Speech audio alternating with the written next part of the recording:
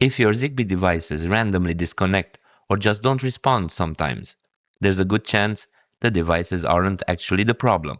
It's usually just a few small mistakes in how the network is set up. And I've run into most of them myself.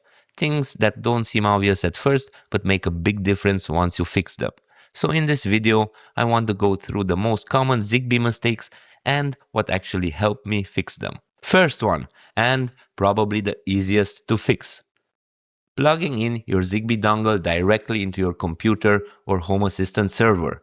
It seems fine. You plug it in, it works, everything connects. But you actually don't know that your computer is basically a big metal box and the USB 3 ports create interference. So you're reducing your signal without realizing it. What helped me here was a simple thing, just using a USB extension cable, moving that dongle a bit away from the PC, and the difference was actually noticeable. But there's actually another type of interference that most people don't think about, and that's Wi-Fi. Zigbee runs on 2.4 GHz, same as your Wi-Fi network. And by default, a lot of Zigbee setups run on channel 11. But guess what? That overlaps almost perfectly with common Wi-Fi channels. So even if your signal looks fine, you can still get random drops, delays, or unstable devices. What helped me here was moving Zigbee to channel 25. And that simple change made everything feel way more reliable. Second one, Zigbee is a mesh network, but that only works if you actually have a mesh. Battery devices like sensors, they don't extend the network. So if your setup is mostly sensors, you don't really have a network. You just have endpoints. Once I added a couple of power devices like smart plugs, you should do that in the beginning when you configure your Zigbee network, things become a lot more stable. Actually, let me show you something real quick. This is my Zigbee network map. The yellow one is the coordinator. The blue ones are the routers, and the green ones are the sensors. And the key thing is, they're not all connecting directly to the coordinator. They go through routers.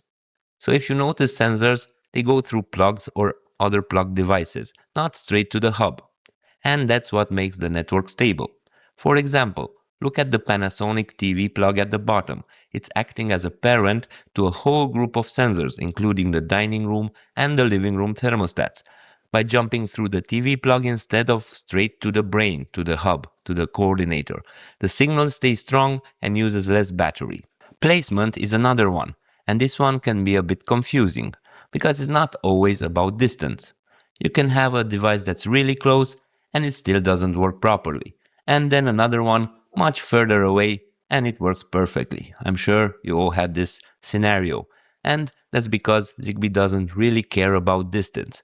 It cares about what's in between. Walls matter, metal matters, things like electrical panels, mirrors, even window mesh. They can block or weaken the signal. So sometimes it's not just your setup is wrong, it's just that the signal has a bad path. Next mistake, wrong pairing. This one took me a while to understand. Where you pair your devices actually matters. You might think it's better to pair them exactly where you want to install them. But that's not always the best idea. If the signal is weak during pairing, the device might choose a bad route. And even after you move it, it keeps using that route. What worked better for me was pairing the devices close to the coordinator first, and then moving them into place. That way they start with a solid connection. By the way, I'm curious, are you using ZHA or Zigbee2MQTT? And have you run into these issues? Let me know in the comments, and I'm really curious how you fix them. Another easy to miss mistake is turning off powered Zigbee devices, like plugs or bulbs. These devices act as routers, so other devices might depend on them, and if you turn one of them off, you might take down part of your network. So it's a really good idea to keep routers always powered. Last one. Zigbee needs time. When you move devices or change something, the network needs time to rebuild those routes. But usually, we test immediately, and if it doesn't work, we assume something is broken. But in many cases, you just need to wait. Honestly, Zigbee can feel unreliable at the beginning, but once it's set up properly, it's actually very stable. A lot of the problems start before the network is even built.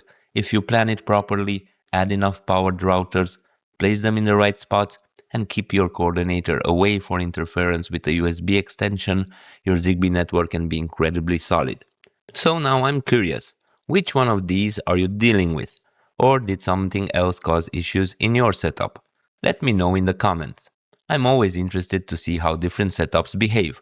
And if you're into practical smart home setups, smart devices, smart reviews, you can subscribe to the channel. That helps me a lot. And I'll see you in the next one.